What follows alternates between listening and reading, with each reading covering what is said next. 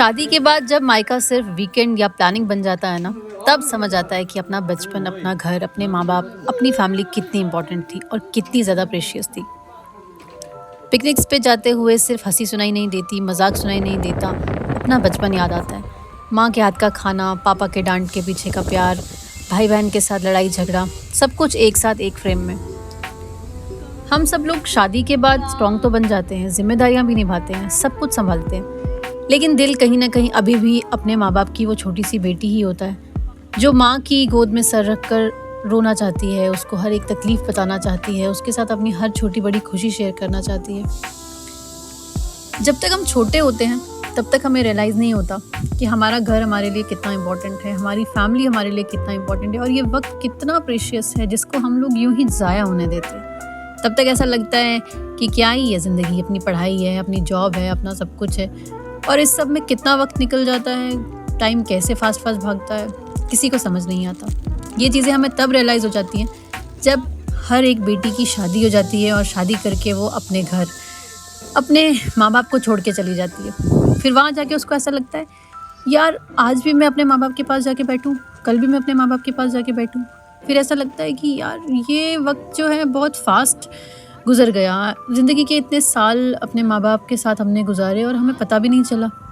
और अब जब उनसे दूर हैं, अब रियलाइज़ होता है कि कितना ज़्यादा इम्पोर्टेंट पार्ट था वो लाइफ़ का। बल्कि वो ऐसा पार्ट है जो लाइफ़ में हमेशा ही इम्पोर्टेंट रहेगा। वो ऐसा तो नहीं है कि आप शादी करके अपने माँ-बाप को भूल जाओ। मुझे पर्सनली ऐसा फ़ील होता है, मैं ही नहीं दुनिया की हर बेटी ये चीज़ फ़ील करती है कि जब तक हम अपने घर में होते हैं, पहले अपनी पढ़ाइयों में बिज़ी होते हैं, तब तक हमारे माँ-बाप अपनी जॉब्स में इतने बिज़ी होते हैं, हमारा फ्यूचर सिक्योर करने में इतने बिज़ी होते हैं। जब तक वो फ्री हो जाते हैं, तब तक हम लोग अपनी पढ़ाई के लिए, अपनी हायर स्टडीज़ के लिए, अपना करियर बनाने के लिए घरों से निकल जाते हैं। और फिर एक वक्त ऐसा आता है जब तक हम लोग की पढ़ाइयाँ ख़त्म होती हैं, तब तक हमारी शादी का टाइम आ जाता है और शादी होते ही फिर हमको दूसरे घर जाना होता है और फिर एकदम से आपकी ज़िंदगी बदल जाती है। चाहे लोग कितना भी कहें कि ऐसा तो नहीं है, आपके ऊपर कोई बाउंडेशंस तो नहीं है, आपके ऊपर कोई रिस्ट्रिक्शंस तो नहीं है, आपको किसी ने बांध के थोड़ी रखा है, आपको तो ये मना नहीं करता। बट आप वो चीज़ फ़ील नहीं कर सकते जब तक आप किसी की बेटी नहीं हो, जब तक आपको ये नहीं पता है कि अपना घर छोड़ना कैसा होता है। ज़िंदगी के 25 साल जहाँ आप गुजारते हो, वो घर से निकलने के बाद, उसके बाद किसी नई जगह पे जाकर एडजस्ट करना, वो आपको पता है कैसे करना है। सब लोगों में बैलेंस मेंटेन करना, वो कैसे करना है वो आपको पता है कि कोई नाराज़ ना हो, किसी का दिल ना दुखे, किसी को आपकी वजह से तकलीफ़ ना हो। आप ऐसी कोशिश करते हो कि आप जैसे अपने घर वालों के साथ हो, आप अपने ससुराल वालों के साथ भी वैसे ही रहें और नो डाउट आप लोग ऐसे रहते भी हैं। बट जो चीज़ें आप अपने माँ बाप के साथ शेयर कर सकते हो, जो दिल की बात आप अपने घर वालों को बता सकते हो, जैसा बिहेवियर आप उनके साथ दिखा सकते हो, आप शायद किसी के साथ नहीं दिखा सकते। और अगर आप दिखा भी दो तो कई बार तो लोगों को बुरा लग जाता है, कई बार लोग बुरा मना जाते हैं उस चीज़ का, कि कई लोगों को ऐसा लगता है कि सामने वाला शायद बदतमीज़ है। बट ऐसा नहीं होता है। हम किसी अलग इन्वायरमेंट में रहे होते हैं, हर लड़की अपने घर में अलग तरह से रही होती है और अपने दूसरे घर में जाके एक अलग किस्म का माहौल होता है। हर जगह का एक अपना एनवायरनमेंट होता है। इसीलिए हम किसी को ये जज नहीं कर सकते हैं कि कौन किस सोच का मालिक है और कौन किस तरह से हमारे बारे में सोच रहा है और कौन हमारे साथ अच्छा है, कौन हमारे साथ बुरा है। ये सब की खबर तो अल्लाह को है। अपनी तरफ से हमेशा अच्छा करने की ही कोशिश हम लोग करते हैं, बट कभी कभार हम लोग कामयाब भी हो जाते हैं और कई कभार ऐसा होता है कि बहुत सी लड़कियां जो हैं वो इन चीज़ों में बहुत फ़ेल हो जाती हैं, क्योंकि सामने वाले लोग ऐसे नहीं होते।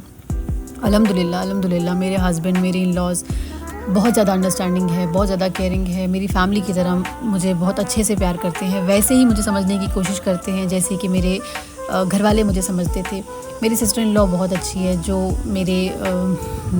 मेरी अपनी बहनें हैं, बिल्कुल उनकी तरह। जैसे वो मेरा ख्याल रखती थी वैसे ही ये भी मेरा ख्याल रखती है।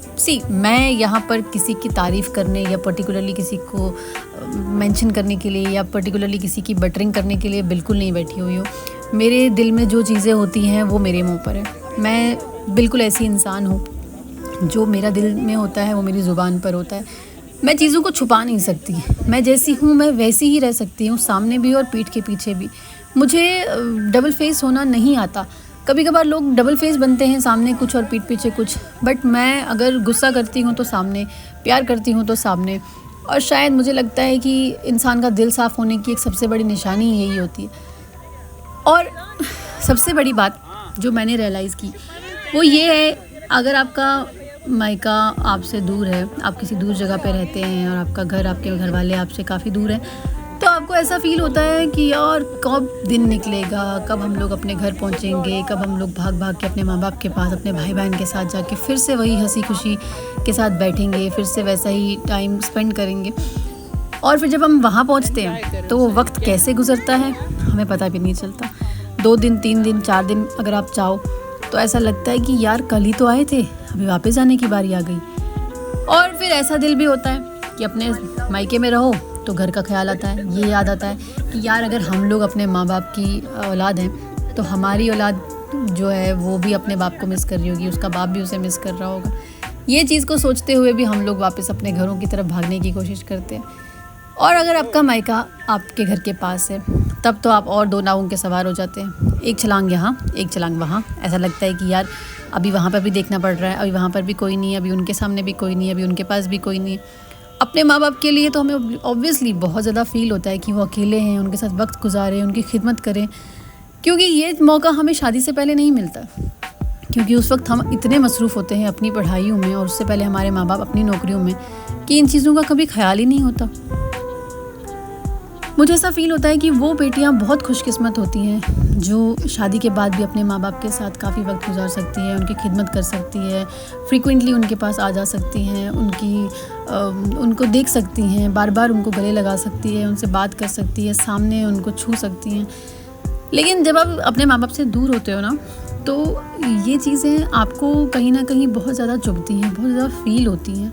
बहुत ज़्यादा आपको ऐसा फ़ील होता है कि यार हम लोग उनके पास बैठे और घंटों उनके पास गुजारे, महीनों उनके पास गुजारे, लेकिन शायद लाइफ आपको इतना मौका देती नहीं है, क्योंकि आपको अपनी ज़िंदगी के 2 हिस्से संभालने होते हैं और आप इतना ज़्यादा मसरूफ़ होते हैं उन चीज़ों में कि आपको समझ ही नहीं आता कि आप किस तरह से चीज़ों को मैनेज करो।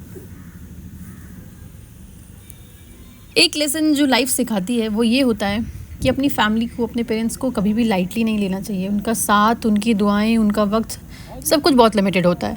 हम लोग बड़े हो रहे हैं और बड़े होते होते सबसे ज़्यादा दुख जो होता है वो इस चीज़ का होता है कि हमारे माँ बाप भी बूढ़े हो रहे हैं, और ये चीज़ दिल को बहुत दुख देती है। दूसरा लेसन, जितना प्यार आज हमें मिल रहा है उसे आज ही जी लो, क्योंकि कल का कोई भरोसा नहीं होता। और तीसरा लेसन ये कि चाहे शादी हो जाए, नए रिश्ते बन जाएं, अपनी रूट्स कभी नहीं भूलनी चाहिए। वो रूट्स हमें हर मुश्किल में स्ट्रांग बनाती हैं। मुझे लगता है मेरे साथ साथ बहुत सी बेटियां इस चीज़ को रिलेट करती हैं। शायद इसीलिए बेटियां हर बार मायका जाकर थोड़ा बचपन अपना वापस ले आती हैं। Thank you for watching.